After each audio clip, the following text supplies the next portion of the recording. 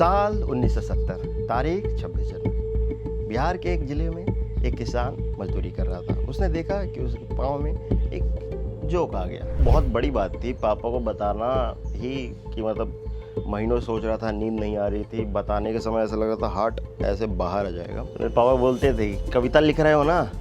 हाँ। चाय समोसे के लिए कविता सुनाओगे?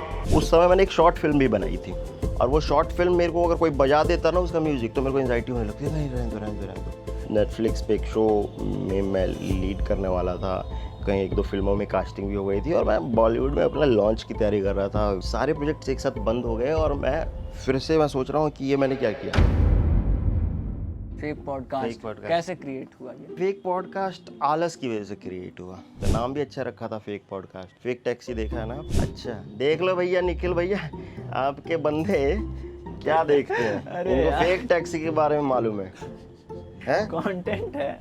मुर्गा मोबाइल बाटे चोली में बैठल बाटे, करा तारे कुकू।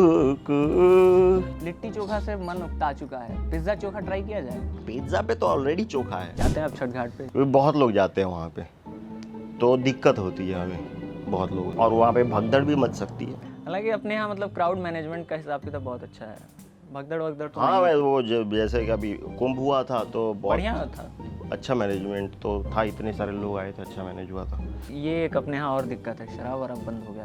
मैं सीएम साहब को कॉल करके मंगवा देता हूँ। और कौन थी सुशांत की फिल्म? सुशांत भूल गए? सुशांत सिंह राजपूत भूल गए उसको?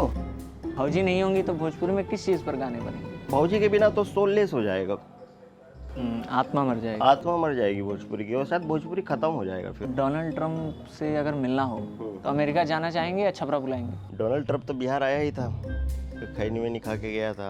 कॉमेडी करता व्यक्ति, मतलब उसके पास गुंजाइश है कि वो रो ले? एक मिनट, आप ये सब क्यों बात कर रहे हैं? आप वोक हैं क्या भाई? मर्द को रुलाने पे लगे हुए हैं आजकल लोग। सड़क वड़क तो ठीक है, वो तो डाइजेस्टिव सिस्टम सही रहता है। जनता पागल है ना, सड़क पे चलती क्यों, गड्ढा कर देती है, उसको साइड से निकालना चाहिए गाड़ी। दिमाग में इतनी सारी चीज़ें, इन्फॉर्मेशन की ज़रूरत नहीं है, लेकिन अलिफ लैला और राजदूत आ जाए तो देखना पड़ेगा। और खबरगांव तो मैंने ऐसे ही देख लिया था, है ना, पता नहीं, मैंने कहा ये क्या है। तो उस समय मैं देख रहा था कि छोटा मोटा चैनल है, इसको सपोर्ट करते हैं। अब थोड़ा इनका सब्सक्राइबर बढ़ गया है तो मेरे को अच्छा नहीं लग रहा, ये साला सब देख रहे हैं इसको। आप ही बहुत वायरल हो जाइएगा तो आपको खबरगांव से हटा दिया जाएगा। बुद्धग्राम छोड़कर चले गए, उन्हें झटक कर चलता देख गांधी ने चरखे से सूत उतार दी, लाठी उठाई और ऐनक उतार दी ताकि ज़्यादा दूर देख ना पाएं। ही वॉज अ शाय गाय, क्योंकि बुद्धग्राम के लोगों को किसी ने बता दिया था कि चाय से ज़्यादा सस्ता डेटा हो गया है और रील रोजगार है। सस्ता डेटा के फेर में बेटा लोग फंस गए थे, और बेटियां पता नहीं, शायद तब तक किसी चर्चा के संदर्भ से उन्हें दूर ही रखा गया था। लेकिन इस पर कोई कुछ बोलता नहीं था, क्योंकि बुद्धग्राम के एक चचा थे, कह देते थे बात बात में कि बुद्ध के जाने से पहले यहाँ कुछ था जी। डेटा डॉन्स मतुआए हुए थे, क्योंकि कुछ को लगता था कि हेलीकॉप्टर को ट्रैक्टर बना देने भर से ही क्रांति हो जाएगी और बदलाव हो जाएगा, नौकरी मिलेगी जिसमें वो कुछ ज़्यादा स्पीड का डेटा पैक भरवा पाएंगे अपने फ़ोन में। लेकिन बबुआने, अहिराने और ऐसे ही तमाम आने बाने से हिला देने के हुंकार भरते हरकारों को ये समझ नहीं आ रहा था कि उनके सारे सपने टूट जाएंगे, क्योंकि वो बात बात में गोली चला देने की बात कह देते थे। और डॉक्टर्स का मानना है कि तेज़ आवाज़ होने पर नींद टूट जाएगी। तो आज खबरगांव के इस बातचीत में हमारे साथ एक गेस्ट हैं जो सामाजिक और राजनीतिक विषयों पर चुटकी काटने के, चींटी काटने में माहिर हैं। तो उनसे सिंगापुर के विकास, अमेरिका में हो रहे जातिगत भेदभाव और उसकी राजनीति पर बात करेंगे। नाम सतीश रे है। रे है कि राय है? रे है। बहुत बहुत स्वागत है सतीश जी। धन्यवाद। तो ये जो इंट्रो था, हाँ, ये किसके लिए था और क्या था भाई? ये इंट्रो बुद्धग्राम के लिए। बुद्धग्राम क्या खबरगांव के बगल में है? ये खबरगांव के बाशिंदे यहाँ से आते हैं कुछ कुछ। समझ नहीं पाता हूँ, हालांकि मैं खबरगांव देखता हूँ, लेकिन कई बातें जो है मैं भी इतना इंटेलिजेंट नहीं हूँ भाई। ये आपका बड़प्पन है। ठीक है, मेरा पहला सवाल ये है, लिट्टी चोखा से मन उकता चुका है, पिज्ज़ा चोखा ट्राई किया जाए? पिज्ज़ा चोखा? हाँ यार, लिट्टी चोखा से मन उकताया नहीं है, और उकताया भी होगा तो इसलिए उकताया होगा क्योंकि अच्छी लिट्टी चोखा मिलती नहीं है। और दरअसल मेरे को मालूम ही नहीं है कि क्या ऑथेंटिक लिट्टी चोखा है, हालांकि मैं ही खुद बिहार का हूँ, लेकिन मेरे को नहीं पता कि ऑथेंटिक टेस्ट क्या है। क्या जो मेरे गांव का है वो ऑथेंटिक चोखा और लिट्टी है, क्या छपरा के इन ढाबों पे मिलता है ये है, या फिर जो गुड़गांव के ठेलों पे मिलता है, या फिर किसी 5 स्टार होटल में मिलता है मुंबई के, तो मुझे पता ही नहीं है। मैं तो हर बार खाता हूँ तो हर बार लिट्टी चोखा अलग लगता है, पिज्ज़ा तो सेम ही लगता है, लिट्टी चोखा ऐसा हफ्ते भर भी खाओ तो लगेगा अलग डिश खा रहे हो। तो मैं तो नहीं उगता था उससे। तो पिज्ज़ा चोखा टाल सकते हैं, पिज्ज़ा चोखा लिट्टर टाल सकते चोखा हैं। पे बने रह सकते हैं। पिज्ज़ा पे तो ऑलरेडी चोखा है, आप देखिए वो सब क्या है, बैगन भी है, टमाटर भी है, प्याज भी है, लहसुन भी है, सब डाल के वो चोखा ही तो है चीज़ के साथ। रोटी पे चोखा रख दिए हैं लोग क्या? ये बात सही है। आप तो रहते मुंबई में हैं, हम्म। लेकिन छठ है तो शायद घर आए हुए, जाते हैं आप छठ घाट पे? छठ घाट पे नहीं जाते हैं क्योंकि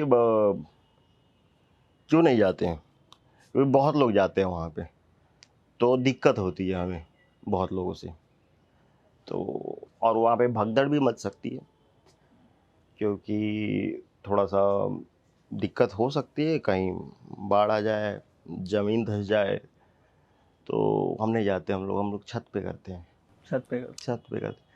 दरअसल मम्मी की वजह से करते हैं, कई बार लोग थोड़ा उम्र होने पे बूढ़े हो जाते हैं, तो ज़रूरत पड़ती है यार कि ज़्यादा दूर ना जाएं वगैरह वगैरह। छत पे ही हो जाए सुविधा की। हाँ, छत पे बढ़िया है अपना।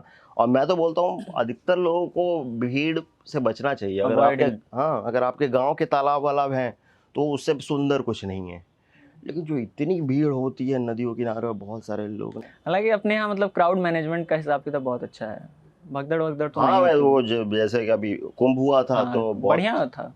अच्छा मैनेजमेंट तो था, इतने सारे लोग आए थे, अच्छा मैनेज हुआ था।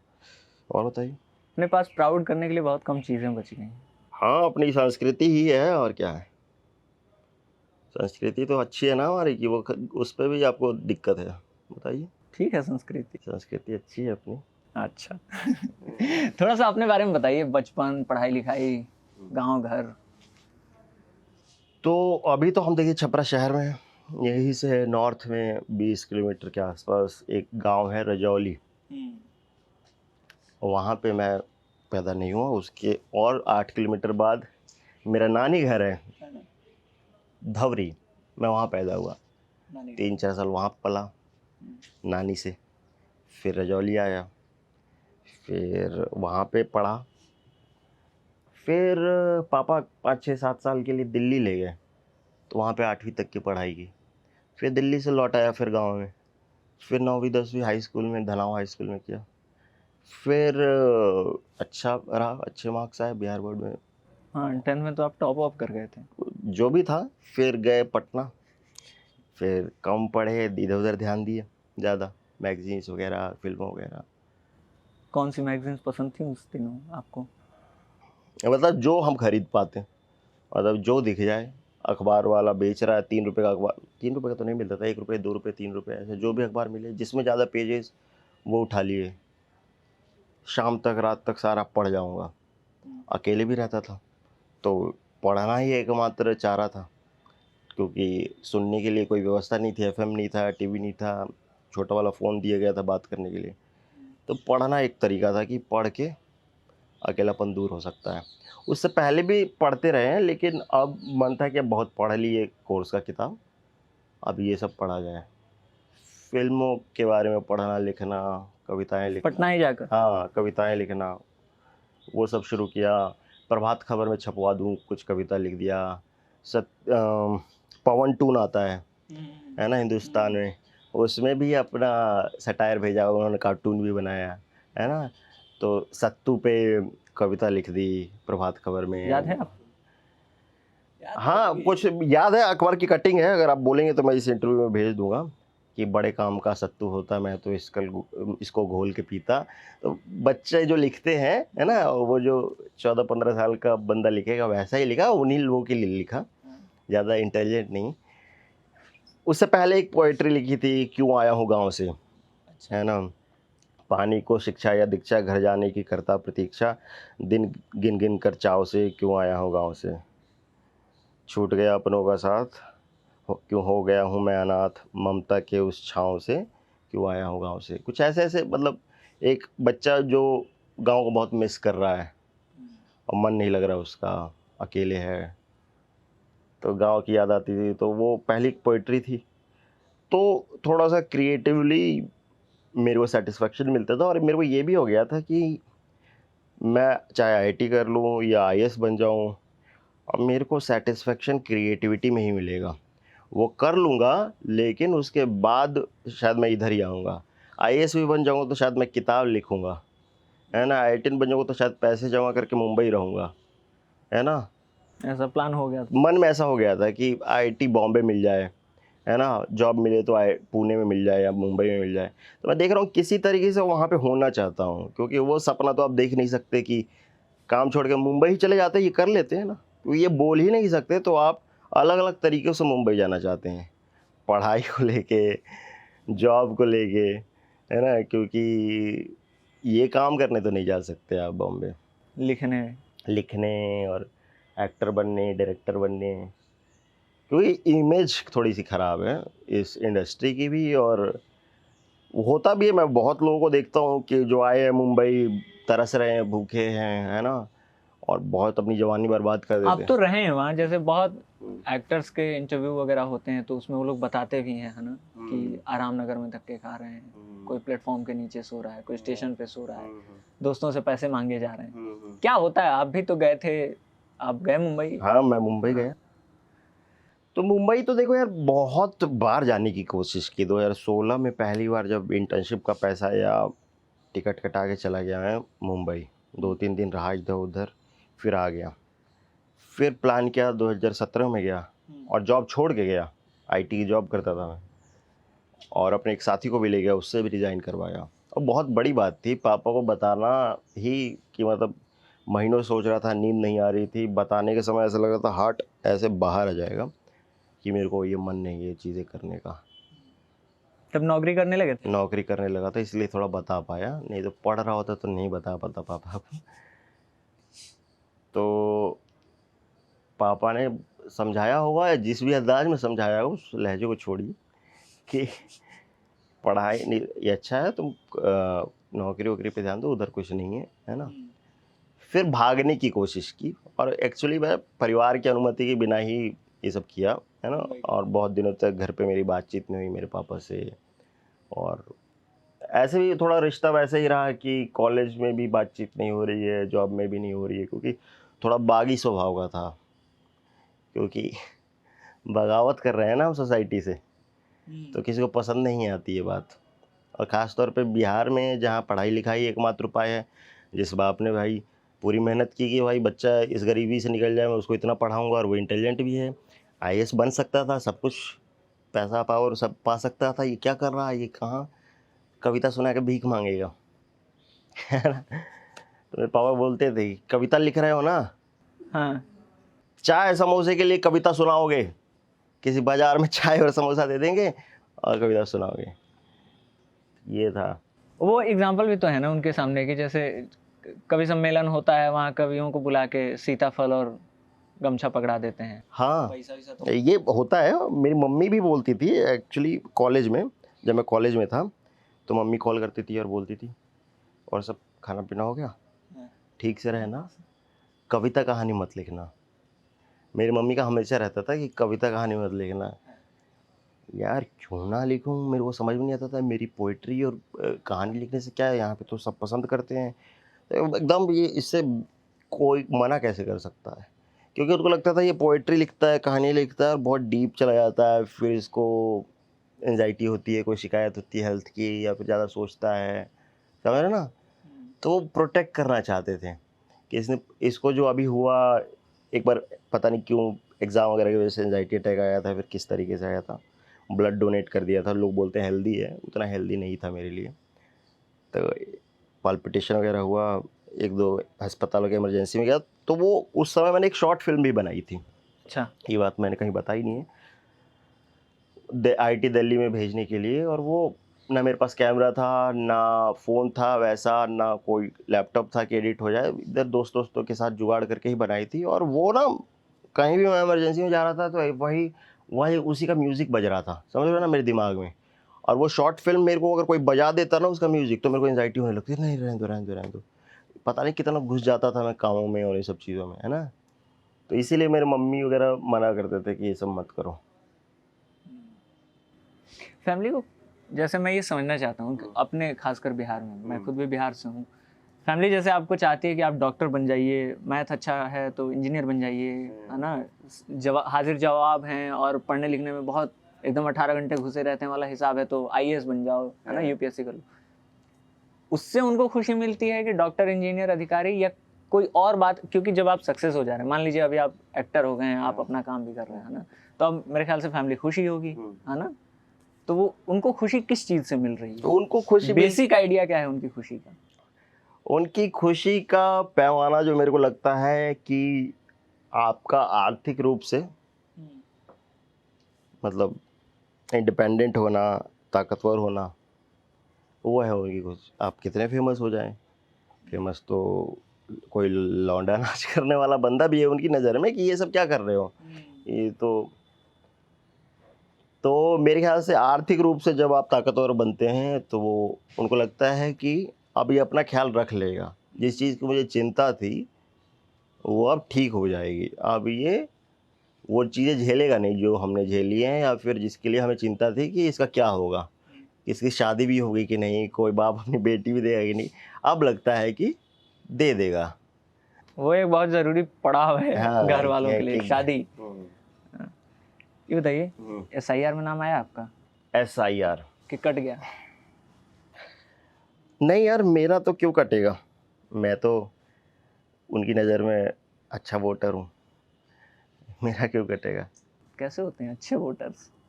अच्छे वोटर्स जो कि उनको सपोर्ट करें, जिनको लगे कि ये गांव उनको सपोर्ट करेगा। मेरे को लगता है कि अब मुझे पता नहीं है कि ये सही में वैसे हो रहा है कि नहीं, जो आप पूछ रहे हैं कि ये सही में चाल की तरह वोट काटे जा रहे हैं या फिर सही में कुछ हो रहा है, प्रोसेस। हाँ। प्रोसेस है। तो हो सकता है अच्छा प्रोसेस हो और उसे करने ना दिया गया हो, है ना, राजनीति की वजह से। तो इससे भी मैं इनकार नहीं कर सकता हालांकि, लेकिन मेरा तो कोई नाम वाम कटा नहीं है। आपका नाम है? हाँ, मेरा नाम। वोट तक हैं आप? अभी वोट तक तो नहीं है, राजनीतिक रूप से अवेयर हैं लेकिन वोट नहीं देते हैं। क्यों नहीं देते हैं आएंगे आएंगे। वोट, मैं थोड़ा सा बताइए, वोट वगैरह देने से क्या हो जाएगा? कोई सरकार बदल जाए या वही सरकार रिपीट हो जाए किसी भी स्टेट में, क्या फर्क पड़ेगा? क्यों नहीं फर्क बिहार पड़ेगा? में? अरे एक बात बताइए, अभी आप इतनी नाउम्मीदी में हैं, अब मैं विदेश जाता हूँ, एक बार और बोलेंगे तो आपको लगता है कि आप इतने गलत देश में पैदा हुए हैं, आप बहुत लकी हैं, आपको बताया गया कि आप बहुत लकी हैं, बहुत सौभाग्यवान हैं आप कि आप भारत में पैदा हुए, और अगर थोड़ा भाग्य और प्रबल है तो आप बिहार में पैदा होते हैं, है ना। तो मेरा सबसे अच्छा मेरा सौभाग्य है ना। फिर मैं जब बाहर गया तो मैंने देखा कि भाई ये क्या स्कैम है हमारे यहाँ, कि मतलब अवेयर ही नहीं है लोग, इतना पैसा है। अब मुंबई में भी मैं खुश नहीं हूँ, जहाँ लोग समझते हैं कि सबसे अच्छे इंफ्रास्ट्रक्चर है, वहाँ भी मेरे को इतनी खामियाँ दिखती है और बहुत ज़्यादा खामियाँ हैं। और मुंबई का जीडीपी दुबई की जीडीपी से दोगुना तिगुना है, लेकिन वो चीज़ें नहीं हो पा रही हैं, है ना, क्योंकि कोई भी स्टेट, कोई भी सिटी, या तो लोग बहुत आलसी हैं, कामचोर हैं, या बहुत करप्ट है ना। तो वो इतना ज़्यादा अंदर है कि अंदर अंदर गुस्सा आता है कि देश छोड़ के चले जाएं क्या, लेकिन फिर लगता है कि कहाँ जाएंगे, हर जगह से तो भगाए जाएंगे। भाई भारत में ही रहना अभी बिहारियों के लिए मुश्किल है, अब तुम देश छोड़ने ये तो थोड़ा बड़ा सपना हो गया ना बिहारी हो गए, तो वो तो हम नहीं कर सकते। तो इस देश को से उम्मीद कर सकते हैं, इसको ठीक कर सकते हैं, और उसके लिए एक ही चीज़ है, डेमोक्रेसी। ये लोग मेरे को पसंद नहीं आ रहे तो मैं वोट करके हटा सकता हूँ ना। अगर वो भी छीन लिया जाए तो फिर तो इस देश का कुछ नहीं हो पाएगा। या तो कोई ऐसी सरकार हो चाइना की तरह कम्युनिस्ट विचारधारा की, जो ऐसा डिसिप्लिन में काम करे और एकदम एक्सट्रीम में काम करे, उसमें लाखों करोड़ों लोगों का नुकसान भी हो लेकिन कुछ कर दे। या तो फिर अगर अपने डेमोक्रेसी में जीना है और अपने हिसाब से जीना है, आपको अधिकार भी चाहिए, तो वोटिंग तो चाहिए हाँ। अधिकार और सुविधाएं एक साथ। हाँ चाहिए, वो तो होता ही है, मिलेगा अधिकार और सुविधाएं। ये एक अपने यहाँ और दिक्कत है, शराब वराब बंद हो गया बहुत। देखिए मैं तो शराब पीता नहीं, और पीता भी तो यहाँ पे अगर आपको पीना है तो मैं सीएम साहब को कॉल करके मंगवा देता हूँ। उन्हीं के पास रखता है। ऐसा नहीं है, मजाक कर रहे हैं। नहीं मतलब अगर आपको चाहिए तो बहुत मिल जाता है। मिल जाता है। नशे वशे से याद है, पॉडकास्ट का आइडिया कैसे आया आपको? फेक पॉडकास्ट कैसे क्रिएट हुआ ये? फेक पॉडकास्ट आलस की वजह से क्रिएट हुआ। मेरा एक साथी है अभिषेक, अब उसको मैं कोई हाई प्रोफाइल आइडिया सुनाता था ना, तो बोलता था अरे यार धूप हो रही है यार, अभी नहीं जाएंगे, और कितनी टीम का, अरे यार बहुत ही अंदर कर लेते ना। मैंने कहा हॉस्टल का कुछ करते, अरे कमरे में हॉस्टल बना लो ना। तो वो है ऐसा, हालांकि क्या करें, है ना, मतलब उसको ज़्यादा बाहर की दिक्कतों से ज़्यादा अपने एक सेट का वाला फिल्म मेकिंग में सीख जाते हैं कि सेट बना लो और ये कर लो, तो वो सब इतना महंगा बना भी नहीं सकते थे यूट्यूब के लिए। तो ये हुआ कि ज़्यादा लोगों को बुलाना ना पड़े, और स्केच भी हो जाए, कॉमेडी भी हो जाए, लिख के करें, क्योंकि हम लोग लिख के करते हैं, 2-3 ड्राफ्ट लिखे जाते हैं। किसी फिल्म को जिस तरीके से बनाया जाता है वैसे ही मैं जब से शुरू किया तब से, चाहे वो 30 सेकंड की वीडियो चाहे 30 मिनट की वीडियो, एकदम प्रोसेस फॉलो करके करते हैं। तो कम बजट में क्या करें जहाँ 2 लोग 2 कैमरे में आमने सामने बैठ के कुछ बात करके कर सके। लेकिन ऐसे जितने भी चीज़ें की गई थी, चाहे टीवीएफ में या फिर कहीं भी, वो सफल नहीं हुई थी। सबने ही कोशिश की थी, लेकिन किसी ने सक्सेस पाई नहीं थी, क्योंकि वो बहुत बोरिंग हो जाता था और वो कॉमेडी कर नहीं पाते, और लोगों को चाहिए कि थोड़ा सा विजुअल चेंज होते रहें तो डोपामिन मिलता रहता है। तो उसका एक ही तरीका था कि राइटिंग इतनी खतरनाक हो ना कि 2 लोग दीवार पे भी बैठ के करें तो आपको थोड़ा सा सांस लेने में दिक्कत हो, हंसते रहे ना आप तो आप टिके रहेंगे। तो हमने कहा कि राइटिंग पे काम करते हैं, तो फेक पॉडकास्ट पहली बिना राइटिंग की राइटिंग पे काम करते हैं सोचकर, क्योंकि उस समय 1-2 साल हो गए थे और मैं थोड़ा यूट्यूब छोड़ चुका था, इंस्टाग्राम भी सिर्फ ब्रांड्स करता था। मैं नेटफ्लिक्स पे एक शो में मैं लीड करने वाला था, कहीं 1-2 फिल्मों में कास्टिंग भी हो गई थी, और मैं बॉलीवुड में अपना लॉन्च की तैयारी कर रहा था, वेट कम कर लिया था, बैरी जॉन से ट्रेनिंग ले ली थी। लेकिन सारे प्रोजेक्ट्स एक साथ बंद हो गए, और मैं फिर से मैं सोच रहा हूँ कि ये मैंने क्या किया, और मैं किन लोगों के साथ घुल मिल के मैंने ये किया कि मैंने अपना ही कंटेंट छोड़ दिया और इसी को छोटा समझने लगा। हालांकि मैं इन्फ्लुएंसर को छोटा समझता तो हूँ, जहाँ 4 इन्फ्लुएंसर बैठे रहते हैं मैं वहाँ जाता नहीं हूँ, तो इसीलिए कोई अवार्ड नहीं मिला मेरे को, है ना क्योंकि मैं ही नहीं जाता हूँ। उनको पता है वो बुलाएंगे तो मैं बैठूंगा नहीं किसी और इन्फ्लुएंसर, क्योंकि मैं अपने आप को इन्फ्लुएंसर कैटेगरी में मानता हूँ या क्रिएटर कैटेगरी में मानता नहीं हूँ। तो खैर फिर ये हुआ कि ये शुरू कर देते हैं ना, अरे नहीं लिखेंगे, शुरू कर देते हैं यार, कुछ करते हैं। तो कर दिया और वो ठीक गया, और एक ही कैमरे से किया। लेकिन ये पता चल गया कि अब 2 कैमरे चाहिए और राइटिंग चाहिए, है ना। अब ये तो कैमरा वैमरा आ गया, सेटअप वेटअप आ गया था, लोग आ गए थे, इसलिए कर दिया। लेकिन फिर वो करके भूल गए, 6 महीने हो गए, 8 महीने हो गए, फिर कुछ और कर रहे हैं लाइफ में, फिर वही फिल्म वगैरह में लगे हुए हैं।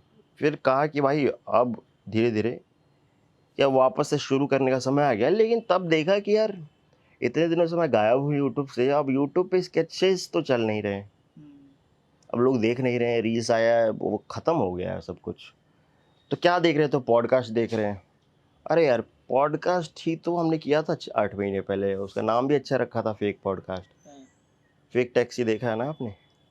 अच्छा देख लो भैया, निखिल भैया आपके बंदे क्या देखते हैं अरे उनको यार। फेक टैक्सी के बारे में मालूम है? कंटेंट है। तो उधर से ही उसी लोगों को इस्तेमाल करके फेक पॉडकास्ट किया था। फिर बाबर आजम किया, और अगला गौतम गंभीर करने वाले थे बाबर आजम के बाद, लेकिन कुछ कंटेंट बन नहीं रहा था। तो एक दिन पहले मैंने अभिषेक को बोला कि भाई भोजपुरी सुपरस्टार करते हैं। उसने बोला क्या करेंगे? मैंने कहा ये करेंगे। तो कर लेंगे, हाँ कर लेंगे। तो उस समय जो डिस्कस हुआ वो उसने थोड़ा बहुत लिखा, फिर हमने गए और इम्प्रोवाइज़ करके और जैसे करके किया। फिर वो इतना वायरल हुआ कि मुझे पंकज त्रिपाठी का कॉल आया। हैं? हाँ, और पहले उन्होंने मेरे से नंबर मांगा, और उस समय मैं एनएफडीसी की एक फ़िल्म शूट कर रहा था राजस्थान में, और मेरे को लगा था कि ये उतना फ़नी नहीं है, और मैंने अपने घर पे भी बोल दिया था कि आप लोग देखना मत, और भाभी को खास तौर पे बोला था क्या क्योंकि उसमें वो लाइन थी ना, कटा दे शीश बॉर्डर पर। तो वो आगे वाला छोड़ देता हूँ, लोग सुने हैं। तो बात ऐसे कि ये बिहार पे टेक है और हमारी चीज़ों पे टेक है। लोग समझते हैं कि मैं क्रिटिसाइज़ भी करता हूँ बिहारियों को, काफ़ी बिहार को, तो मैं क्या क्रिटिसाइज़ करूँगा, मेरा तो दिल दुखता है क्रिटिसाइज़ करने पे, लेकिन हम नहीं करेंगे तो कौन करेगा। कोई बाहरी आके बोलेगा तो आपको बुरा लगेगा, कोई अगर मराठा बोलेगा तो आपको बुरा लगेगा कि नहीं लगेगा। तो बढ़िया है कोई भोजपुरिया ही बोल दे। तो फिर उनका कॉल आया 2 दिन बाद, हाँ। सतीश बाबू, और मेरे को लगा रात में कॉल आ गया यार, घर पे कोई सब ठीक है, किसी और ने कॉल किया कि हम पंकज त्रिपाठी बोल रहे हैं। वो असल में भी मिर्जापुर टाइप में ही बात हाँ, करते हैं वैसे ही क्या? बोलते हैं, और ऐसा लगा ही कि मेरे किसी गांव से किसी ने कॉल किया है कि घर पे कुछ हो तो नहीं गया। भाई डर लग गया, और फिर मेरे जब उन्होंने बोला पंकज त्रिपाठी, तो फिर मैं समझ नहीं पाया मैं कैसे रिएक्ट करूँ, और मैं क्या बोलूँ क्या करूँ। तो 2-3 मिनट तक उन्होंने मेरी काफ़ी तारीफ़ की। अब वो मुझे इसलिए याद नहीं है क्योंकि मैं थोड़ा सा पगला गया सुन के ना, बौरा गया था दिमाग। बौरा गया था मेरा दिमाग। तो हालांकि उन्होंने यही बताया बहुत कि बहुत अच्छा लगा उनको, और कॉमेडी ह्यूमर सटायर ये वो, और उन्होंने बताया कि उनका जेट लैग था, अमेरिका से आए हुए थे और उनको जगना था, और ये देखे तो वो मतलब खुश हो गए काफ़ी। तो और काफ़ी चीज़ें बात की, फिर मिलने का वादा हुआ, फिर मिले हम सपने में। मुलाकात नहीं हो पाई। बुलाया था स्क्रीनिंग पे कि आओ, ये हाँ। जो स्क्रीनिंग थी मेट्रो इन दिनों की, है ना, और गए भी थे, और कुछ साथ में हम करने वाले भी थे, कुछ फनी प्लान किया हुआ था हमने, लेकिन उनको जाना था अगली फिल्म की शूटिंग के लिए, और मेट्रो इन दिनों हमने इंटरवल तक देखा, और फिर हम लोग को पता चला कि शायद वो कहीं प्रेस में बिजी हो गए हैं, तो हम लोग आ गए। फिल्म अच्छी नहीं लगी थी?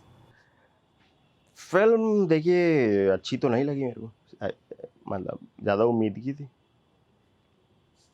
लेकिन ये बात है कि उसमें जो सबसे फनी चीज़ है वो पंकज त्रिपाठी और कुंकना सेन शर्मा की जो वो स्टोरी जो है ना, और मतलब मान गए हैं, मतलब पंकज त्रिपाठी हैं, मतलब कुछ तो है उनके अंदर दम, कि जान डाल देते हैं, मतलब वही क्यों फनी है उस फिल्म में इतने, बाकी भी तो मेरे को लगता है कि उसमें उनका भी इनपुट रहता होगा, और साथ ही डायरेक्टर के साथ मिलके, और तो मेरे को लगता है कि वहाँ पे सब कुछ अच्छा लग रहा था उस ट्रैक में, और बाकी ट्रैक्स में उतना नकली सा लग रहा था थोड़ा सा, मतलब सेट वेट भी मैं थोड़ा ऑफ हो जाता हूँ जल्दी, बाकी लोगों को अच्छा लगा था।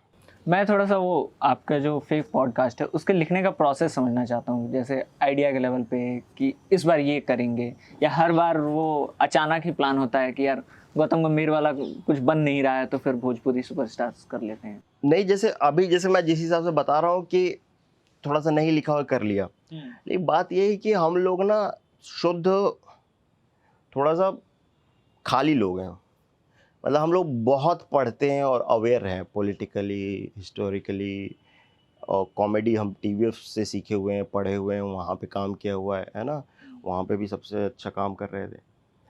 तो हम जो एवरेज भी काम करते हैं वो थोड़ा सा अच्छा ही होता है, लेकिन हम ना डरे हुए हैं कि हमारा काम आएगा ना, और वो ख़राब हुआ तो हम अगला काम नहीं कर पाएंगे। तो परफेक्शन की एक आदत लगी हुई है, तो उसकी वजह से ना बार बार इतनी बार उसको चीज़ को करते हैं ना, कि एक ड्राफ्ट लिखने में 8-10 बार उसको लिखा जाता है, और एक-एक पैमाना मतलब चूस लिया जाता है कि अब कुछ और बचे ना। अगर आपको भोजपुरी गायक का देखना है तो वो बाइबल है फिर फेक पॉडकास्ट। अगर आपको यूपीएससी एस्पिरेंट का देखना है तो फिर वो यूपीएससी वाला भी बाइबल है। इवन जो पाकिस्तान पे अगर आप कुछ कॉमेडी करना चाहते हैं तो आप वो फेक पॉडकास्ट का एपिसोड देखिए, और आप फिर ट्राई कीजिए और कुछ कॉमेडी करने का, आप घूम घूम के वहीं पे आएंगे, क्योंकि अब उस कंटेंट में सब कुछ निचोड़ दिया हमने। तो हम कोशिश करते हैं कि एक बार बनाए ना तो फिर वो मतलब फाइनल कील हो उस कंटेंट पे। तो हम ही दोबारा करना चाहते थे पाकिस्तान पे, अब ये जो चीज़ें हो रही थी, और इवन एशिया कप वगैरह, तो हमने 8-10 दिन लिखा उसको, लेकिन हम घूम घूम के ऐसा लग रहा है कि यार ये हम कर चुके हैं, वहीं जा रही है गाड़ी वहीं तो। जा रही है चीज़ें, तो मतलब अब उससे अलग नहीं हो सकते। तो बहुत क्या होता है, जैसे 3 दोस्त बैठ गए हम, मैं, अभिषेक और नितेश। वो धीरे-धीरे पहले जैमिंग करता था, अब धीरे-धीरे वो को-राइटर बन गया है। Nitesh Tiwari, not to be confused with Ramayana का डायरेक्टर है ना। दंगल वाले। और हाँ, और कौन थी सुशांत की फ़िल्म? सुशांत सुशांत भूल गए? सुशांत सिंह राजपूत। भूल गए उसको? नहीं नहीं, उनकी बहन चुनाव लड़ रही है, अच्छा, दिव्या गौतम। ठीक है, मैं तो भूल गया उनको, मुझे नहीं पता। नितेश का नाम लिया था।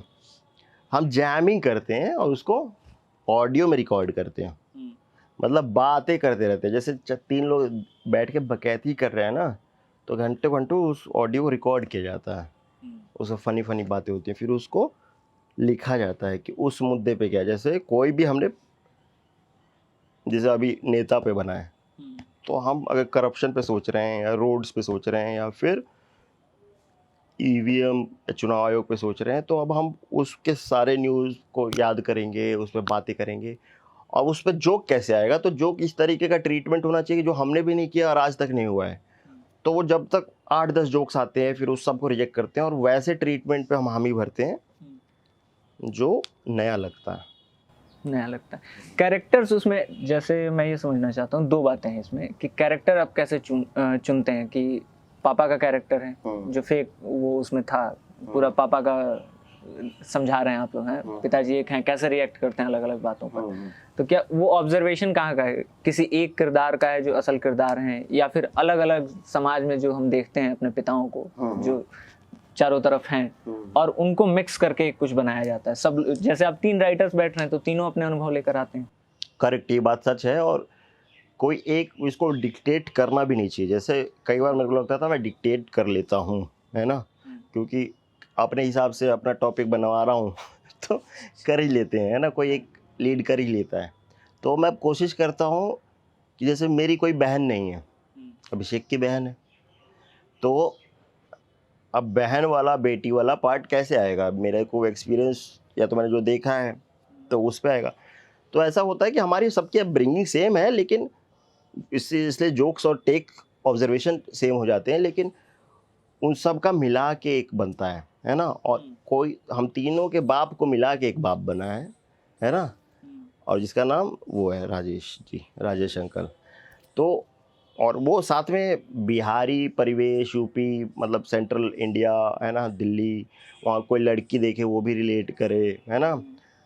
तो इस तरीके से सोचते हैं। कोई कैरेक्टर इसलिए हम रियल लाइफ का नहीं चुनना चाहते हैं, क्योंकि अगर पाकिस्तान वाले में ही अगर हम चुनते कोई रियल लाइफ का, आसिम मुनीर है कुछ, तो किसी एक आदमी पे उस पे उतना कंटेंट ही नहीं है। हम पूरे समाज पे ही लेना चाहते हैं, तो उनको घोल के ही हम एक, जैसे आपका भोजपुरी सिंगर है, तो उसको हमने सभी सिंगर्स या फिर जितने भी बचपन से लेकर अभी तक देखे हैं उन सबको घोल के बनाया है, तो किसी एक से रिजेंबल कर ही नहीं सकता।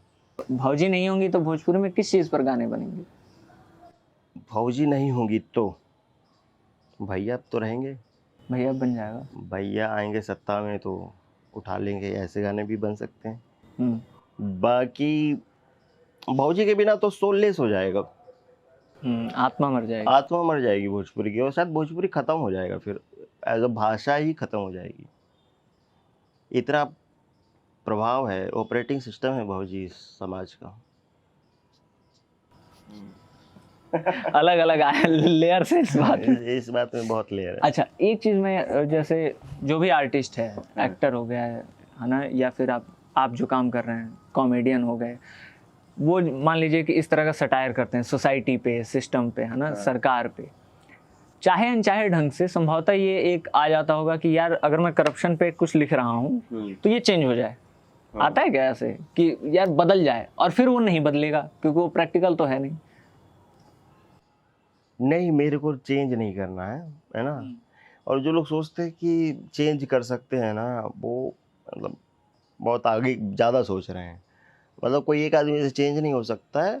मैं बस अवेयर करना चाहता हूँ, है ना। और मेरी अवेयरनेस की भी बात नहीं है, मैं बस कॉमेडी करना चाहता हूँ।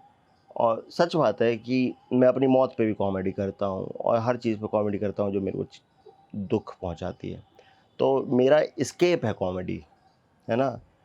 तो सीरियस मुद्दों पे किसी भी चीज़ पे मेरे लिए मैं किसी कभी ऑफेंस नहीं लेता। रिस्की है सेल्फ क्रिटिकल होना? सेल्फ क्रिटिकल होना तो बहुत रिस्की है, लेकिन आज की डेट में बहुत सेफ है कि आप अपने पे भी जोक ले सकते हैं ना, क्रिटिकल होके मजाक मजाक करके अपनी ही बुराई कर ली और सामने वाला भी हंस दिया और आप भी हंसा दिए, उसको भी बेइज्जती फील नहीं हुआ, नहीं तो आप पे भिड़ेंगे तो फिर ऑफेंस ले लेंगे आप, ऐसा होता है। हाँ, अच्छा ये बताइए, डोनाल्ड ट्रंप से अगर मिलना हो तो अमेरिका जाना चाहेंगे या छपरा बुलाएंगे? डोनाल्ड ट्रंप तो बिहार आया ही था, तो खैनी में नहीं खा के गया था, आप देखिए फेक पॉडकास्ट में। लेकिन ऐसे कोई मुझे अमेरिका जाना है, लेकिन अभी डोनाल्ड ट्रंप के राज में नहीं जाना चाहता मैं। क्यों? क्योंकि साला वीज़ा नहीं देगा, अभी मुश्किल है वीज़ा मिलना, और थोड़ा सा फिर अभी गरमाया हुआ इमिग्रेंट, कहीं हम ही को देख लिया साला कि अरे ये इमिग्रेंट है, go back to your country, है ना। और वो पर्सनली भी बोल सकता है। हाँ, वो पर्सनली भी बोल सकता है, और वहाँ पे कैसे, तो अच्छा नहीं लगेगा यार। हाँ। इसलिए हम विदेश में जाके बसना नहीं चाहते। कितना स्पेस रह गया है इस तरह के क्रिटिसिज्म का? स्पेस तो काफ़ी है, अब देखिए कि एक जैसे डर हो उस तरह का है? नहीं, अब डर नहीं है। देखिए क्या है ना, मेरी विचारधारा किसी एक पक्ष की है ही नहीं। आप कभी मेरे से बात करेंगे ना तो आपको लगेगा कि कभी ये राइट विंग की बात कर रहा है, कभी लेफ्ट विंग की बात कर रहा है। तो मैं किसी एक विंग से हूँ नहीं, और मैं पोलराइज नहीं हुआ हूँ, मेरी यही ताकत है।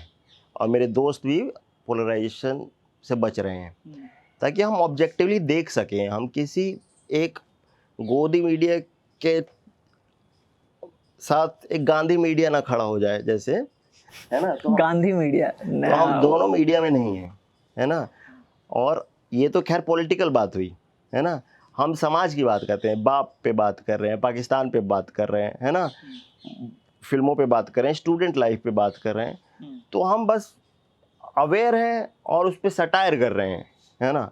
अब वो कभी पॉलिटिकल भी हो जाता है, कभी जात पात धर्म पे भी बात कर लेती है, लेकिन हमारा रहता है कि किसी को ऑफेंस ना पहुंचाते हुए, है ना, अपनी बात कर ले जो हमने जिया है।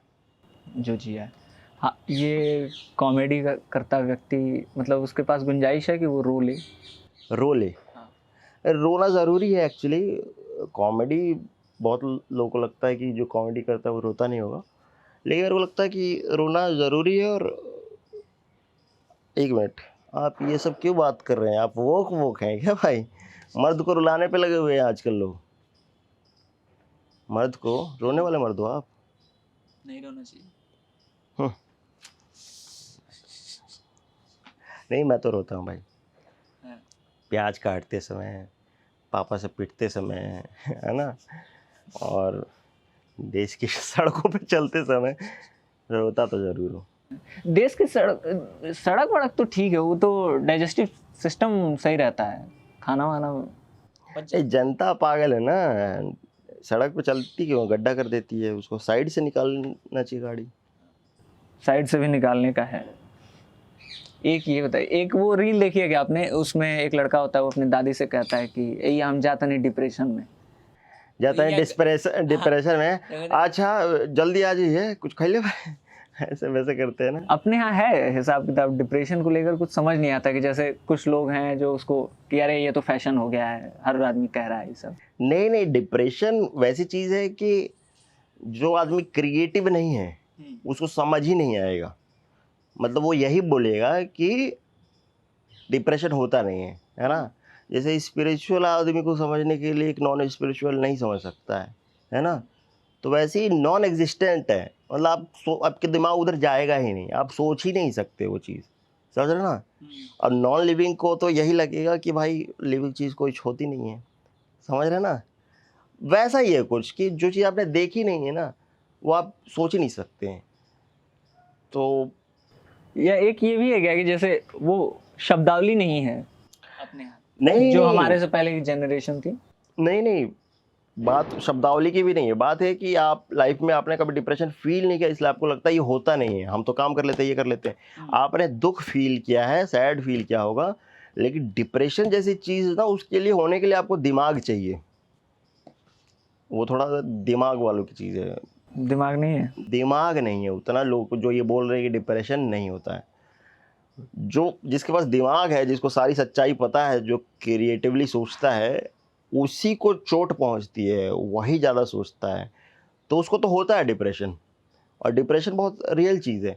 हालांकि उपाय वही है, काम करो, धूप में जाओ, बाहर जाओ, डिप्रेशन में घर में मत बैठो। फील हो रहा है ना, बस ये जानो कि ये चला जाएगा और ये क्षणिक है।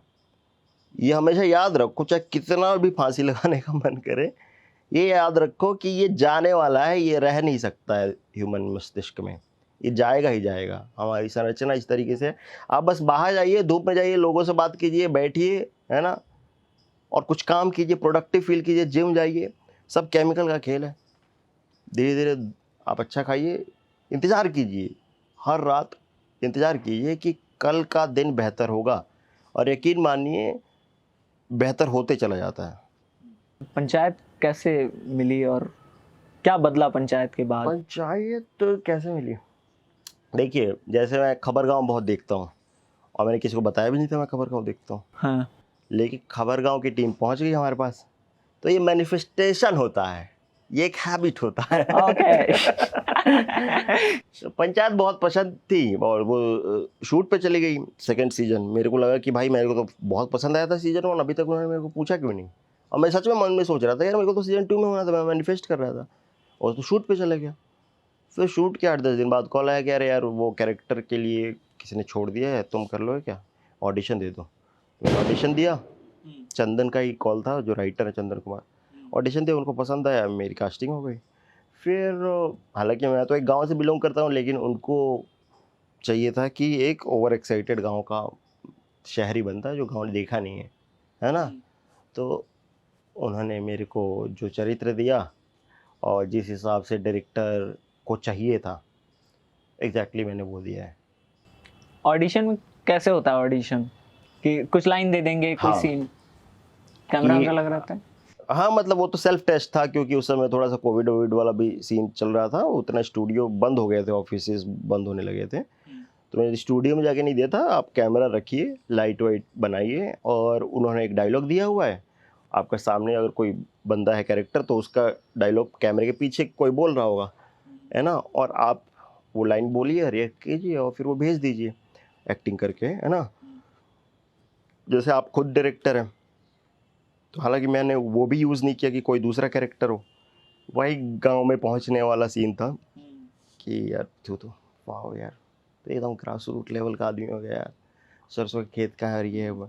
तो वो मैंने किया, उनको काफ़ी पसंद आया, और फिर मैंने उसमें अपना पर्सोना भी कुछ ऐड कर दिया कि ये थोड़ा बहुत ज़्यादा कमाता है, 1.5 करोड़ वाला, है ना। जीतू ने उस पर रिएक्ट भी कर दिया है, उसने ऐसा कुछ, मेरे को सर ने बताया कि कुछ तो रिएक्ट किया उसने सैलरी सुन के, उसका शूट हो गया है तो क्या कर सकता है। तो मैंने कहा मैं बहुत ज़्यादा सैलरी बोलता हूँ, 1.5-2 करोड़ बोलता हूँ। अरे नहीं, मैं कहा होता है सर, इतना सैलरी होता है।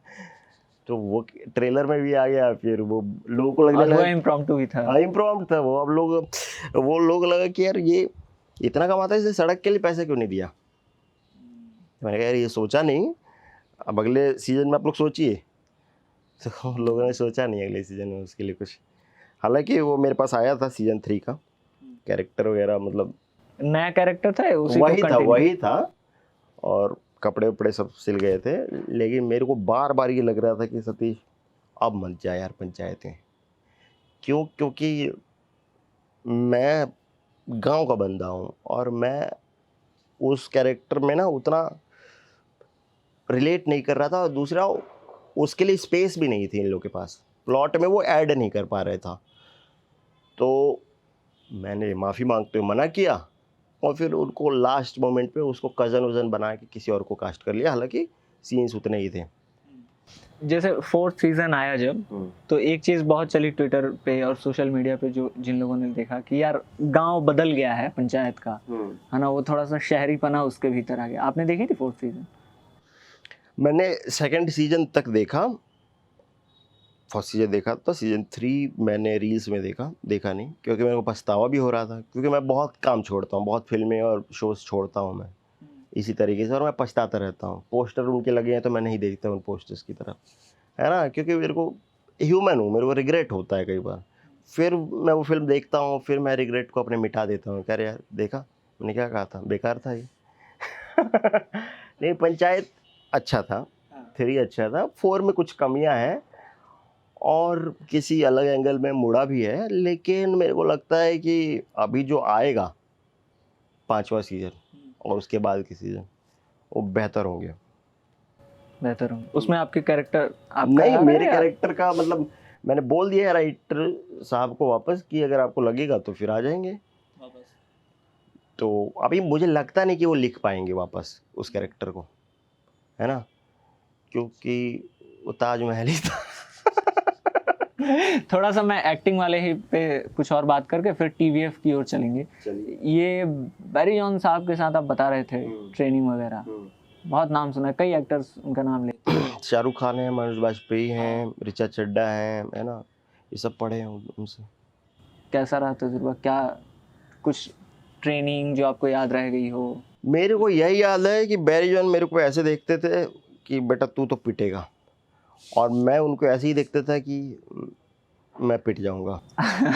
तो बाप बेटे वाला रिश्ता हो गया था वहाँ पे भी, और 14-15 लोग थे, और किसी को नहीं कुछ बोलते थे और मेरे को उठा के ना आधे घंटे मेरे को सुनाते रहते थे, है ना। अब मेरे को उनकी मेरे से कोई दुश्मनी हो गई थी, है ना, और क्यों हो गई थी, क्या हो गई थी, मेरे को नहीं पता। तो शायद मेरे से उम्मीद कर रहे थे अच्छा, इसलिए कुछ पोटेंशियल देखते होंगे इसलिए, या फिर सही में मैं उनको बेकार लगता था, है ना। बाद में पूछा नहीं आपने कि अरे महाराज क्या नहीं, समस्या हो गई थी? बाद में मेरे को समझ में आया कि मेरे को ये याद है कि उन्होंने एक मेरे को दिया था टेक, 3-4 मिनट का टेक था, जो उसकी वाइफ से बात हो रही है, उसकी वाइफ ने उसको चीट किया है और वो उसको मार नहीं सकता, डांट नहीं सकता, उसके अंदर फ्रस्ट्रेशन है और बहुत सारा इधर उधर है ना। और उस एक्ट को इरफान ने भी किया है, मैंने कहीं बाद में मैंने देखा। तो जो मैंने एक्ट किया था और तीसरा महीना फाइनल एक्ट था, उन्होंने वो सारे एक्ट सबने किए थे, और मुझे याद है कि 15वें लास्ट में मेरा देखा जा रहा था, वो कैमरे पे शूट भी हुआ था, और उन्होंने उसको देखा और बस उसी एक्ट के बारे में कोई बुराई नहीं की और 5 मिनट तारीफ करते चले गए। उन्होंने बोला you are a caged lion, है ना, कि तो वो मतलब मेरे को बस मैं वही याद रखना चाहता हूँ, पॉजिटिव चीज़ याद रखना चाहता हूँ, है ना। बाकी तो बुराइयाँ करते रहते हैं, बाकी उनका ह्यूमर इतना अच्छा है कि मतलब मुझे उस आदमी से प्यार है, इतना ह्यूमर है, मैं ह्यूमर पे रिलेट करता हूँ। अगर आपका ह्यूमर अच्छा है ना, मैं आपका बेस्ट फ्रेंड हूँ, है ना। अभी तक तो नहीं लगा होगा कि नहीं, तुम्हारा है, थोड़ा बहुत अच्छा ह्यूमर है ना। इसको अलग से कटवा लूंगा मैं ये जी। अच्छा है, ह्यूमर अच्छा है, बिहारियों का थोड़ा होता है, लेकिन मैं ह्यूमर पे रिलेट करता हूँ, और उनका इतना अच्छा ह्यूमर है, इतना अच्छा, वो पॉलिटिकली अवेयर और इंटेलिजेंट बंदे हैं यार, मतलब वो बेस्ट पर्सन है, मतलब वो हीरा है, वो जो ब्रिटिश की तरफ से आया हमारी तरफ, मतलब वो मतलब कोहिनूर के बदले ही आया है।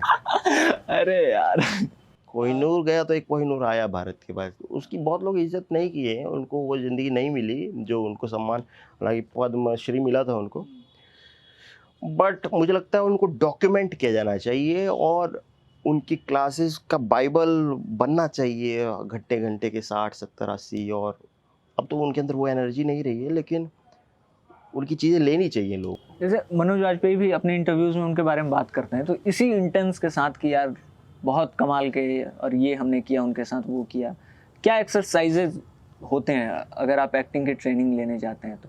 वो थोड़ा कंजर्वेटिव वे में काम करते हैं, है ना, जो उनके एक्टिंग का तरीका है वो मतलब जो कंजर्वेटिव ऑर्थोडॉक्स एक्टिंग कही जाती है थिएटर की, वो है। और मेरा जो थोड़ा सा, मैं बागी रहा हूँ, तो मेरा तरीका वो हमेशा, हम लोग इसी बात पे झगड़ा होता था कि क्लैश होता था। उनका था कि कैरेक्टर के अंदर इतना घुसो कि वो नया कैरेक्टर लगे, और मेरा होता था कि उतना घुसने की ज़रूरत नहीं है।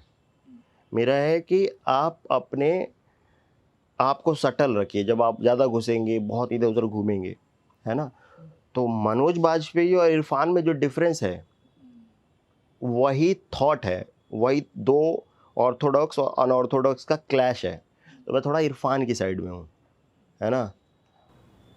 जैसे पंकज त्रिपाठी शायद किसी इंटरव्यू में एक्टिंग के बारे में बात कर रहे थे, तो वो कह रहे थे कि जो विदेश के एक्टर हैं, है ना, तो वो उनको आप बात करते हुए देखेंगे कि जेब में हाथ है और वो बात कर रहे हैं, है ना, आंखें थोड़ी बहुत हिल रही हैं और बोल रहे हैं। अपने यहाँ जो एक्टर है वो हाथ वाथ का थोड़ा सा मूवमेंट ये सब होने लगता है, उनके बॉडी में भी मूवमेंट दिखने लगता है। तो गलत नहीं है, मतलब अगर आप देखिए, जैसे अभी मैं उतना हाथ हिला रहा हूँ या नहीं हिला रहा हूँ, लेकिन अभी आप नेताजी का एपिसोड देखेंगे आपको समझ में आएगा कि हाथ से बहुत लोग एक्टिंग करते हैं, वो हिलता है, तो वो नेचुरल भी लगना चाहिए कि उनके यहाँ, जो पंकज सर ने कहा कि ठंड है तो हाँ जेब में हाथ डाल दिया, हमारे यहाँ गर्मी है तो बाहर है, तो अलग अलग तरीके से मौसम के हिसाब से एक्टिंग होती है, और बात सच है। टीवीएफ के बारे में बताइए, कैसे पहुँचे वहाँ, फिर वहाँ क्या काम रहा, कैसे लिखाई उखाई?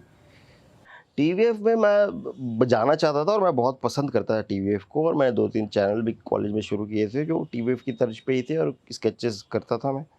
हालांकि मैं छोड़ता चला गया और फिर उस बात का पछतावा रहा। 2015 में भी मेरा इंटरव्यू हुआ था टीवीएफ के साथ, एक्चुअली हुआ नहीं था, मेरे को आया था कॉल, लेकिन मैंने नहीं दिया क्योंकि मेरे कॉलेज में प्लेसमेंट होने लगी थी और मेरे को अपना कर्जा हटाना था, मेरे को जॉब लेनी थी, है ना। मैंने कहा उनके अगले दिन ले लेंगे, उन्होंने बोला ले लेंगे, फिर उन्होंने लिया नहीं। कट्टू 1.5-2 साल हो गए और मैं इस बार मुंबई गया हूँ इस सोच के साथ तीसरी बार कि अब नहीं लौटूंगा चाहे मर जाऊँ, है ना। तो उस समय जब बहुत ही नाउम्मीदी में चल रहा था और पैसे भी नहीं थे और कोई इंस्पिरेशन नहीं था, तब मैंने एक पोस्ट देखा कि भाई राइटर की तलाश है, तो मैंने ईमेल किया। उसमें बहुत सब कुछ जो इमोशनल लोग जो आजकल मेरे को भी आते हैं और सबको आते हैं, है ना, जो बच्चे ईमेल करते हैं, तो वैसा ही ईमेल था जिसको आज मैं नहीं पढ़ सकता, क्योंकि वो मेरे को अपनी याद दिलाता है कि इतना नीडी, इतना विवश, इतना वैसा ईमेल था। लेकिन इतना मोटिवेशन और अलग ईमेल था कि वो जो नहीं कोल्ड ईमेल बोलते हैं कि ऐसा कुछ भेजो कि लोग पढ़ें। पढ़ा उन्होंने मेरे को शॉर्टलिस्ट किया, उन्होंने मेरे को एक असाइनमेंट दिया कि man walks into a shoe store, इस पे एक कॉमेडी स्केच लिखो। तो उस मैन को मैंने राजनेता बना दिया, है ना, और कुछ एक कॉमेडी स्केच लिखा जो कि अच्छा था। फिर 2 महीने बाद उनका कॉल आया, फिर 2 महीने बाद इंटरव्यू हुआ, और फिर मैं एक्चुअली दिसंबर 2018 में वहाँ पे शामिल हो गया। अब जब मैं शामिल हुआ तब अरुणाव वहाँ पे नहीं थे, वो पुराना स्ट्रक्चर चला गया था, मेन चैनल पे उतने कॉमेडी स्केचेस नहीं बन रहे थे, सिर्फ ब्रांडेड चीज़ें चल रही थी और बहुत अलग तरीके की कॉमेडी लिखी जा रही थी, और इस वजह से मेरा क्लैश भी हो रहा था। मैं वो चीज़ें लिखने के लिए रेडी नहीं था, मैं बोलता था कि मैं ये नहीं लिखूँगा, मैं कुछ अपने हिसाब से लिखूँगा। हालाँकि मैंने वो भी लिखा, लेकिन फिर वहाँ पे इतने स्टार्स भी थे कि मेरे को एक्टिंग भी करनी थी, डायरेक्शन भी करना था, लेकिन मैं वो बात बता नहीं रहा था कि ये मेरे को करना है, क्योंकि सीरियसली नहीं लेंगे वैसे मेरे को, तो मैं राइटिंग पे ही फोकस कर रहा था। फिर वो मौके मिल नहीं रहे थे, जो मिल रहे थे वहाँ से रोल कट जाते थे, और इतने स्टार्स भरे पड़े हैं वहाँ पे कि कहाँ कोई एक नए लड़के को कोई ऑब्जर्व ही नहीं करता था मेरे को, मतलब मैं नॉन एग्जिस्टेंट था टीवीएफ में। तो फिर मैंने टीवीएफ के सोशल मीडिया पे बनाना शुरू किया, और 5-6 महीने में मैंने देखा कि लोगों ने मेरे को ऑब्जर्व करना शुरू कर दिया, टीवीएफ के लोगों ने, है ना। कई लोग बुराई भी करते थे कि ये सब क्या कर रहे हैं, कौन है ये नए लड़के, ये हमारे पेज पे क्या कर रहे हैं, ये सब, है ना, ऐसा होता था। फिर उसको ईमानदार शर्मा बनाया, फटा, फिर पति पत्नी और वो की टीम को एक इंटरव्यू लिया, और उसमें बजट भी नहीं मिला था हमें, वो खुद ही कर लिया हमने, और हॉरिजॉन्टली कैमरा वैमरा लगा के किया, और वो भी ये सोच के आगे कार्तिक आर्यन और उनकी टीम, भूमि और अनन्या पांडे, 2019 की बात है कि एक कपिल शर्मा शो जैसा कुछ है, ईमानदार शर्मा, है ना। तो कपिल शर्मा शूट करके ही आए, उसी कपड़े में आए, और वो 40-50 लोग के अपना लेके आए थे। हम यहाँ पे 1 ही 2 कैमरा लाए थे, खैर 2 कैमरे थे, वो सब सेट करके, और वो 8-10 मिनट का कर दिया हमने, और वो फिर हमने सर को दिखाया कि ये बनाया है, अब ये ना टू गुड फॉर इंस्टाग्राम है। 10 सी बात बता रहे, तो बोल रहे कि ये फैसला हम कैसे लगते हैं मेन चैनल पे, पता है वीडियोस कितनी महंगी, और वो डिसाइड नहीं कर, उनके लिए शायद बहुत बड़ा डिसीजन था वो टीवीएफ के मेन चैनल पे वो जाना। और उन्होंने डिसाइड किया, उन्होंने कहा कि इसके इंट्रो बनाओ ताकि लोगों को पता चले ईमानदार शर्मा कौन है, और वो 3 एपिसोड बने, और वहाँ से अपना थोड़ा चल निकला। फिर टीवीएफ से मैं 2020 जून में फायर हो गया। अच्छा काम कर दिया ना। ओह, तो ऐसा होता है, जब आप बहुत अच्छा करते हैं तो आप नहीं रह सकते, आप ही बहुत वायरल हो जाइएगा तो आपको खबरगांव से हटा दिया जाएगा। निकाल देंगे ये लोग। इस संगठन का रूल है, खबर गांव का, किसी भी संगठन का, कि आपका चैनल चलने लग जाएगा और खबरगांव का भी चैनल है तो कैसे काम चलेगा? आपको अलग जाना पड़ेगा ना। आप देखते रहते हैं, मतलब चैनलों को लेकर बहुत जागरूक हैं आप, कहाँ क्या बन रहा है कौन हाँ, सा- जागरूक है हम। जैसे पहला वाला जागरूक तो उस टोन में था कि कुछ और बातें आएंगे, नहीं, छोड़ बोल दो, दीजिए। छोड़ नहीं। लेकिन मैं हूँ जागरूक क्योंकि मैं देखता हूँ चीज़ें। मेरा यही तरीका है, मैं बहुत ज़्यादा चीज़ें देखता हूँ, सोचता हूँ।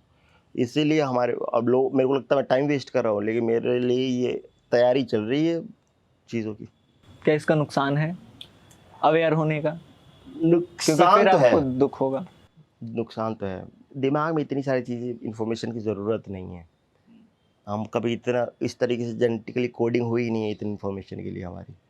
तो नुकसान तो है, कोशिश करता हूँ कि ज़्यादा ना करें, लेकिन अलिफ लैला और राजदूत आ जाए तो देखना पड़ेगा।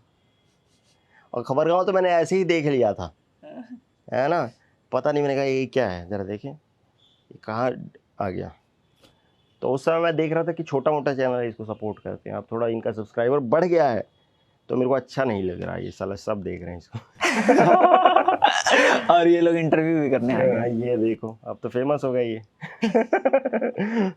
और वो जो आप शुरू में, अभी कैमरा जब चालू नहीं हुआ था, तो जो इंट्रो वाला एक कर रहे थे वो बता दीजिए, कैसे कैसे इंट्रो होता है? थोड़ा हमारे यहाँ अच्छा। के भी राइटर सीखेंगे ना कि यार ये मोनोटोनस हुए मतलब जा रहा है इंट्रो। ये तो जैसे खबरगांव का एक है कि वीडियो शुरू होगा तो मुझे पता है कैसे शुरू होगा। साल 1970, तारीख 26 जनवरी। बिहार के एक ज़िले में एक किसान मजदूरी कर रहा था। उसने देखा कि उसके पाँव में एक जोक आ गया। वहीं पे एक अंग्रेज उसको देख रहा था। अभी आप खुश हैं अपने काम से? लेकिन खुशी तो मिलने लगी है, पहले मैं कभी भी खुश नहीं रहता था। दिक्कत ये थी कि मैं सेटिस्फाइड नहीं रहता था। हमेशा लगता था कितने इंटरव्यू दिए और ये हो दिए, नहीं लगता था कि क्यों मेरा कोई इंटरव्यू ले रहा है, मैंने किया क्या है। थोड़ा रिवाइज कर लेता हूँ मैंने लाइफ में क्या क्या किया है कि मैं बताना रहेगा। लेकिन अभी लगने लगा कि यार बहुत कर तो रहा हूँ यार, इतना तो किया है ना। मेरे को ही नहीं पता कि कितनी वीडियोज़, कितना कंटेंट और कितने घंटे का कंटेंट बना दिया है। मतलब इसमें तो 5-6 कॉमेडी स्पेशल्स निकल जाते हैं और करोड़ों करोड़ों टूर हो जाते हैं। तो अब थोड़ा सेटिस्फेक्शन मिलने लगा है थोड़ा सा ना। और फैमिली, फैमिली, परिवार खुश है? परिवार खुश। परिवार नया टारगेट देता रहता है कि अब शादी कर लो, अब घर खरीद लो, अब ये कर लो, बच्चे कर लो। लेकिन खुश है। जो चीज़ मैंने सोची नहीं थी कि पिता मेरे से खुश हो जाएंगे, वो खुश है, प्राउड है। अच्छा, आखिरी मेरे 3-4 सवाल हैं, थोड़ा सा स्टेट बिहार को लेकर। कैसे बदली महाराज? बिहार हाँ, अचानक से बदली। अचानक से बदली। बिहार का डेवलपमेंट कैसे हुआ? अचानक से होगा, अचानक से हुआ। मैं बिहार में तलाश कर रहा हूँ एक सन की आदमी की, जो मैंने बताया आपको, क्योंकि सिस्टम इतना ज़्यादा एक ढर्रे पे चल रहा है और उस ढर्रे को चेंज करना पड़ेगा। और करप्शन है पूरी दुनिया में ये, कि कोई सन की पागल आदमी ही आके कुछ चेंज करेगा। कोई दिख रहा है सब बिहार में? वो मैं नहीं बताऊंगा, बिहार के लोग कभी बताते नहीं हैं कि किसको वोट दे रहे हैं और कौन उनको लग रहा है। हाँ। लेकिन हाँ, मेरी नज़र में है कोई जिससे मुझे प्यार है।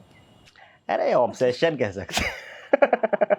अच्छा, जैसे मतलब मैं कई बार सोचता हूँ कि यार महात्मा बुद्ध यहीं आकर बुद्ध होते हैं, गांधी भी आते हैं तो यहीं से स्थापित होते हैं पूरे देश में, फिर वोल्टेज कहाँ डाउन हो गया हमारा? नहीं, आज भी है। जो दुनिया का केंद्र है ना, वो बिहार है। मैं इसे विश्व का केंद्र मानता हूँ। मैं जहाँ से पैदा हुआ ना, वहीं पे केंद्र है। जो आप जहाँ पैदा होते हैं वहीं केंद्र रहता है, आपके लिए अलग केंद्र होगा। लेकिन मेरे को सच में लगता है कि बिहार पूरे दुनिया का केंद्र है और यहीं से होगा जो होगा। यहीं से होगा। हाँ, तो लोग बोलते हैं कि आप बिहार का ज़्यादा करते हैं। मैं देख तो फिर सब कोई क्यों देखता है, हर स्टेट का कोई क्यों देखता है? क्योंकि आप जितना बिहार से जुड़े रहेंगे ना, उतना आप ग्लोबल हैं। बिहार ग्लोबल है। बिहार ग्लोबल है। किसी और स्टेट का आप करके देखिए, उसके कंटेंट को लोग उतना नहीं समझेंगे और देखेंगे। ऑर्केस्ट्रा देखे होंगे आप? ऑर्केस्ट्रा हाँ। देखें। कैसा लगता है ये कल्चर? इधर भी देखी क्या आपने ऑर्केस्ट्रा या नहीं, बहुत अभी पहले? देख वो कल्चर खत्म भी हो गया। जो मेरा बचपन था, जब मैं ऑर्केस्ट्रा देखता था तो मेरे रोंगटे खड़े हो जाते थे। मतलब मेरे को इतना एड्रेनलिन रश मिलता था, है ना। मुर्गा मोबाई बाटे चोली में बैठल बाटे कराता है कुकू कु। अब भाई कल्लू का गाना चल रहा है और मेरा गुस्सा, और ये भाई वो झूम रही है, नाच रही है, मेरा एकदम दिमाग पागल हो गया है ना। और फिर मैं धीरे धीरे जवान होना शुरू हुआ। कई डांसर्स मेरे को पसंद करने लगी और मेरी तरफ ही देख के डांस कर रही हैं। लेकिन मैं पढ़ा लिख गया तो मैं उधर जाना बंद कर दिया। लेकिन आज भी गिवन ए चांस कि आप ऑर्केस्ट्रा देखिए, मैं ज़रूर देखूंगा। ऑर्केस्ट्रा एज ए कल्चर कोई ख़राब थोड़ी है। डांस और ऑडियंस का इंटरेक्शन, चाहे वो किसी भी भाषा और किसी चीज़ में हो, कोई ख़राब थोड़ी है। लेकिन सिर्फ वही रह जाए अगर आपका कल्चर, और आपका पॉप कल्चर एकदम पॉन बन जाए, तो उससे तो दिक्कत होनी चाहिए ना। उसको बैन भी नहीं कर सकते क्योंकि डेमोक्रेसी में आप, है ना। डेमोक्रेसी में तो कोई चीज़ बैन नहीं की जाती ना। जैसे कहीं शराब बैन कर दिया है तो, लेकिन डेमोक्रेसी में ये सब नहीं होता। तो वो पूरा बहुत गंदा हो गया था। मेरे टाइम पे तो थोड़ा सा ऐसा था कि बात करते थे थोड़ा छुपा उपा के, है ना, कि हमको हाउ चाहिए, हाई चाहिए। और फिर जब मैं पटना वटना में गया पढ़ने वढ़ने, तो मैं देखा कि अब वही बता भी दे रहे हैं कि यही चाहिए, समझ ना। अब वो धीरे धीरे वो पॉन ही बन गया था। अब कॉल आउट होने लगा। अब सभी लोग आ रहे हैं पॉलिटिक्स में और नेशनल लेवल पे जा रहे हैं, तो अब ये कॉल आउट हो रही हैं कि क्यों करते हो। तो अब ये लोग डर के काम करेंगे। अब ये अच्छे गाने बनाने लगे हैं, है ना। आपके विधानसभा में आए हुए हैं खेसारी लाल यादव। नहीं, हमारा विधानसभा नहीं है, कौन सा लगता है आपका हमारा विधानसभा? बनियापुर का है। छपरा नहीं लगता है? छपरा में हम रहते हैं, लेकिन छपरा हमारा लगता नहीं। अच्छा, हाँ। गाने सुने आपने खेसारी के? कैसे लगते हैं आपको खेसारी लाल यादव, पवन सिंह, मनोज तिवारी? देखो, मेरे को सही ही लगते हैं, कोई खराब नहीं लगता है। जो इस कल्चर में, अब आप बहुत ही डिल्यूजनल हैं कि अगर आप इनको पसंद नहीं करेंगे, क्योंकि आपके इसी कल्चर और ऐसे ही लोग होते हैं जो निकलते हैं यहाँ से। वो सीखते हैं, बढ़ते हैं, अवेयर होते हैं, करते जाते हैं। जब वो आए थे तो वो कुछ भी करते थे, अब सीख रहे हैं, कर रहे हैं। तो ऐसे ही लोग होते हैं, है ना, जो नीचे से उठ के आते हैं, और सब अच्छे हैं। अच्छा, मान लीजिए दो मान लेने वाला, मैथ्स आप आईआईटी वाईटी में रहे हैं, दो let's suppose x is equal to type का सवाल है। मान लीजिए आपकी मुलाकात पीएम मोदी से हो, क्या सुनाएंगे आप? क्या दिलजीत- सुनाएंगे हाँ, पीएम मोदी को? दिलजीत दोसांझ तो गाना सुना कर आ गए। गाना सुना के आगे? नहीं यार, मैं ना क्यूरियस हूँ। मतलब अगर पीएम मोदी से मेरे को बात करना हो तो मतलब मैं थोड़ा कैजुअल एज अ फ्रेंड बात करना चाहूँगा, है ना। ये बंदे के दिमाग में क्या है, क्या सोचता है, कितना सीरियस है ना, क्यों करते हैं जो करते हैं, क्या सनक है, क्या चीज़ें हैं, कुछ तो है ना जो उनको ड्राइव करती है ना, वो क्या सोच है। तो मतलब एक लॉन्ग वॉक करके अंधेरे रात में थोड़ा सा दोस्ती और लाइफ पे बात हो, जीवन पे बात हो, कितने खुश रहे अपनी चीज़ों से, क्या है और क्या सोच रहे हैं। तो मतलब थोड़ा सा एज अ पर्सन मैं जानना चाहता हूँ, एज अ किड। उनकी जो सोच, हर इंसान को ड्राइव करने वाला उसका बच्चा होता है। उस वही सपने देखता है ना कि मुझे ये बनना है, ये करना है, ऐसी ज़िंदगी जीनी है। तो हम उसी बच्चे को फॉलो कर रहे हैं। तो वो बच्चा कौन था, मैं जानना चाहता हूँ। उस बच्चे के बारे में वरुण ग्रोवर ने एक बार बताया था। खैर, नहीं, देखिए, अब वरुण ग्रोवर क्या बताएंगे क्या नहीं बताएंगे, उस समय जरूरी नहीं है कि अग्री करूँगा। हाँ, वरुण ग्रोवर तो ये भी बोल देते हैं कि वंश बढ़ा के क्या मिलेगा राहुल गांधी पे, है ना। सब तो वो हर जगह नहीं बोल सकते, है ना। जहाँ सॉफ्ट दिखता है वहाँ बोलते हैं। तो मेरे को लगता है कि हर बात से, हर इंटेलिजेंट आदमी की बात से अग्री करना भी ज़रूरी नहीं है, और पसंद करना भी ज़रूरी नहीं है। मसान बहुत अच्छी फिल्म है। अच्छा, अंतिम, मान लीजिए बिहार पे एक वो लघु उत्तरीय टाइप का सवाल आ जाए कि आपको चंद शब्द कहने हैं, फीलिंग, तजुर्बा, एज अ स्टेट, मिला जुला के एक मोनोलॉग बिहार पे। बिहार पे मैं नया क्या कहूँ यार। मतलब मुझे ये लगता है, मैं कहीं भी जाता हूँ तो मैं देखता हूँ कि सबसे कल्चरली रूटेड, संस्कारी और मासूम लोग हैं, बहुत मासूम लोग हैं यहाँ पे, मतलब इवन क्रिमिनल्स मासूम हैं, समझ रहे हैं ना। तो ये मासूमियत को आप बरकरार रखिए, इस क्यूरोसिटी को बड़ा बरकरार रखिए, और जो भगवान ने हमें दिया ह्यूमर, वो कोई अंग्रेजन भी यहाँ पे आएगी और रहने लगती है तो उसको भी पता है कि ये ह्यूमर है, मतलब ये ग्लोबल ह्यूमर है। मैंने अंग्रेज औरतों पे ट्राई किया है, बूढ़ियों पे ट्राई किया है ना, और सब हंसती हैं। मतलब हम नेचुरली ह्यूमरस हैं, हमारा टेक वैसा है, हम वैसे सोचते हैं, वैसी बातें बोलते हैं। ये बहुत बड़ा, इसकी वजह से लाइकेबिलिटी है हमारे स्टेट की बाहर। लोग बिहार को कुछ भी बोल लें, लेकिन उन सब थोड़ा बहुत हमारा नाटक करके का हो बनना चाहते हैं बिहारी। आपके पास एक ऑथेंटिक चीज़ है जो मध्य प्रदेश के पास नहीं है, या फिर छत्तीसगढ़ के पास नहीं है, या फिर समझ ना इवन यूपी के पास भी नहीं है जब बिहार में। तो हालांकि यूपी में भी है थोड़ा, और अच्छा ही है, लेकिन बिहार को बहुत सारी चीज़ें मिली हैं और भगवान की तरफ से मिली हैं। अब भगवान होते हों या ना होते हों वो अलग बात है, मिली है, और वो जिस तरीके से मिली है ये बरकरार रखे, ये इंटेलिजेंस, ये सेंस ऑफ ह्यूमर जिंदा रहे, बस यही है, यही प्रिजर्वेशन है हमारा। ठीक है, बहुत बहुत शुक्रिया, आपने समय निकाला। Thank you, thank you. और आप सतीश रे को सुन रहे थे। इस बातचीत पर आपकी जो राय हो वो कमेंट बॉक्स में बता सकते हैं, और जैसे कि सतीश भी खबरगांव देखते हैं, आप भी देखते रहिए, और इनका फेक पॉडकास्ट भी देखते रहिए। नेताजी वाला लेटेस्ट एपिसोड आया है, उसे ज़रूर जाकर देखिए। कैमरे के पीछे साथी जेरी थे, मेरा नाम आकाश है, शुक्रिया।